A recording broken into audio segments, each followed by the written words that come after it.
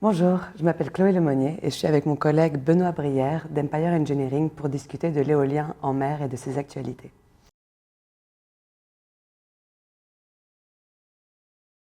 Benoît, est-ce que tu peux me parler de ton rôle au sein d'Empire Engineering? Bien sûr. Je suis ingénieur principal et responsable de l'éolien flottant au sein d'Empire Engineering, basé à Marseille. Mon rôle est de m'assurer que notre équipe d'ingénieurs puisse acquérir les compétences spécifiques à l'éolien flottant, notamment le calcul d'ancrage et l'hydrodynamique des flotteurs, tout en appliquant les compétences et les bonnes pratiques qui sont mises en œuvre dans l'éolien en mer posé depuis désormais 10 ans. Dans ce cadre, je suis amené à combiner des fonctions commerciales, puisque je fais connaître nos activités auprès de nouveaux clients.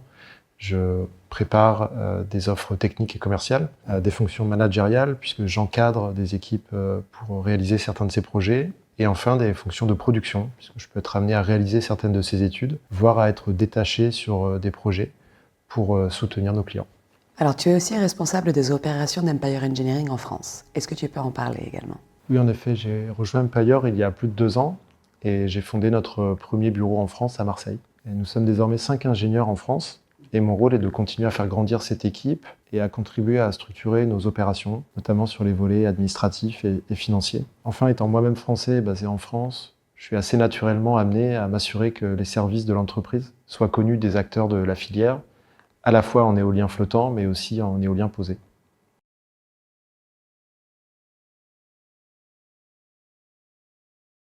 Chloé, peux-tu décrire à ton tour ton rôle au sein d'entreprise? Oui, alors moi je suis Business Development Manager pour Empire Engineering basé à Londres. Donc mon rôle c'est de faire connaître l'entreprise et ses activités en éolien posé et flottant. C'est également de maintenir le lien avec nos clients existants, pour lesquels nous travaillons déjà, et de garder le lien avec les partenaires avec lesquels nous travaillons sur justement tous ces dossiers. Une autre partie de mon rôle, c'est d'aller à la rencontre de nouveaux clients pour travailler sur de nouveaux projets à travers de la veille technico-commerciale pour identifier de nouvelles opportunités, mais aussi en participant à des événements de la filière en éolien en mer. Et dans ces événements, nous allons aussi pouvoir rencontrer nos clients existants. Une dernière partie de mon activité, c'est de préparer des offres commerciales, donc de rédiger des réponses aux appels d'offres.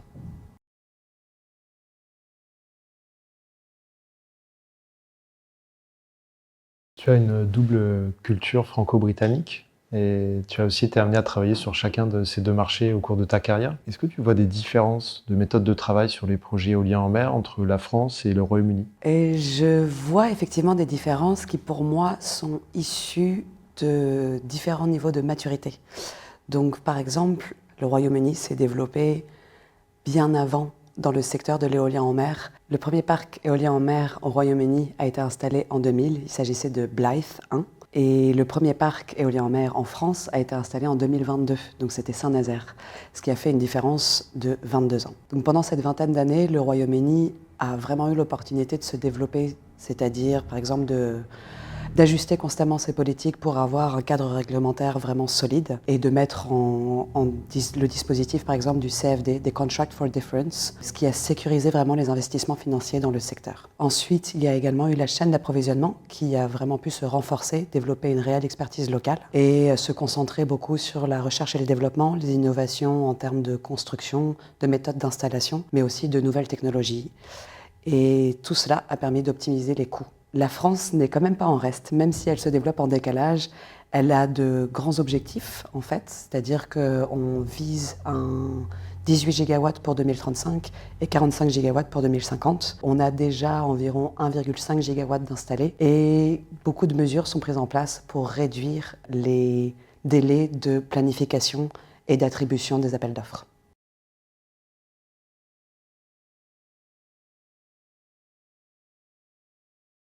Quelles sont d'après toi les particularités de l'éolien en mer en France?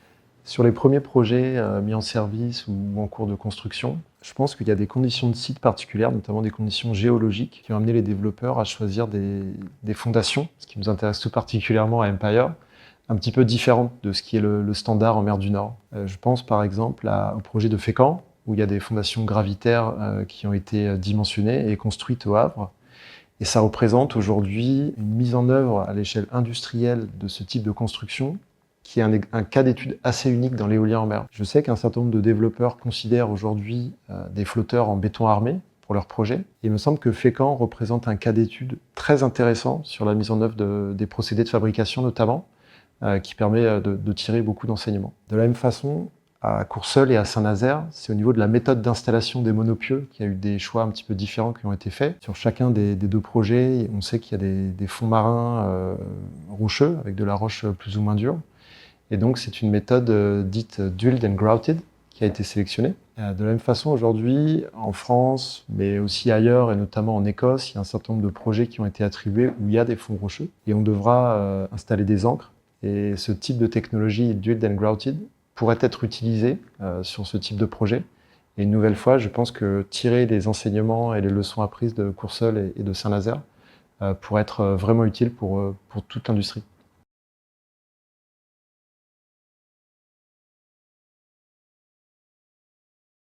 Récemment, les autorités françaises ont attribué le projet Bretagne Sud, un projet flottant de 250 MW au consortium Pénavel. Je sais que tu suis ce sujet depuis plusieurs années maintenant. Quel retour as-tu eu de l'industrie à ce sujet? Alors oui, l'attribution de cet appel d'offres, c'était une première dans l'éolien flottant, donc pas seulement en France, mais au niveau mondial. Et il a suscité plusieurs débats au sein de l'industrie éolien en mer. D'abord par ses critères d'attribution, mais aussi par sa tarification et la taille des turbines qui ont été utilisées pour la remise des offres. Les critères d'attribution, on a pu entendre dire dans l'industrie que, par exemple, celui du prix aurait pu être revu à la baisse. Il était à 70% pour laisser plus de place aux autres critères d'attribution. Au niveau de la tarification, le prix gagnant a été extrêmement compétitif, ce qui peut faire avancer la filière plus rapidement qu'anticipé, mais ce qui a aussi pu générer quelques inquiétudes, notamment au niveau de la chaîne d'approvisionnement. Cette tarification, c'est aussi une bonne nouvelle parce que le gouvernement attendait justement que les prix baissent pour pouvoir sortir un plus large volume d'appels d'offres. Et l'industrie, donc les développeurs,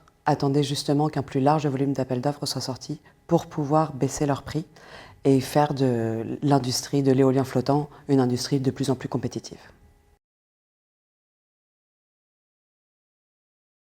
Quelle évolution anticipes-tu pour les futurs projets éoliens en mer en France? Est-ce qu'il y a des changements auxquels tu t'attends par rapport aux premiers projets déjà attribués? Oui, en effet, les premiers projets ont permis à la filière de se structurer. Il y a un certain nombre de décisions qui ont déjà été prises pour les suivants. Tout d'abord, à partir de Dunkerque et pour tous les projets suivants, le gestionnaire du réseau RTE récupère dans son périmètre la sous-station électrique en mer. C'est un changement assez important puisque c'était précédemment sous la responsabilité des développeurs et ça permet aujourd'hui de mutualiser les moyens de connexion sur plusieurs projets et ça permet également à RTE d'envisager d'utiliser les infrastructures en mer pour structurer le réseau électrique français. Une autre particularité qui attend dans les années à venir, c'est la volonté affichée en France de réellement développer l'éolien flottant, notamment avec 3 projets de 250 MW, dont 2 en Méditerranée, chacun adossé à une extension de 500 MW. Ce type de projet me semble très intéressant, puisqu'il pourrait constituer une étape intermédiaire entre les fermes pilotes déjà installés ou en cours de construction, et les projets d'1 gigawatt, voire plus, qui ont déjà été attribués ailleurs en Europe. Encore faut-il les attribuer et les construire à temps pour qu'ils puissent vraiment jouer ce rôle d'étape intermédiaire.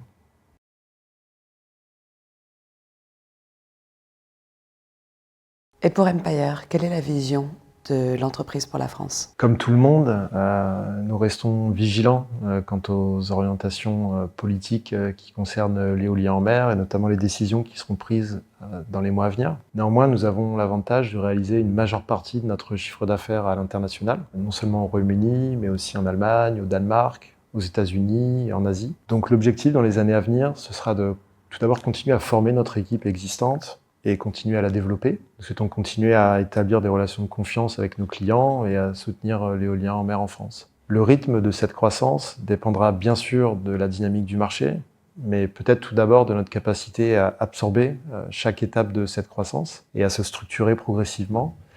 Et enfin, notre capacité à trouver nos futurs collègues avec qui on sera en mesure de continuer à fournir du travail de qualité.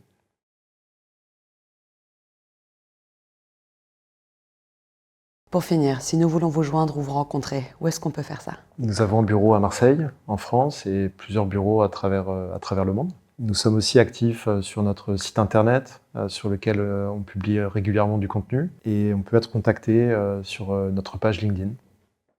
Merci beaucoup.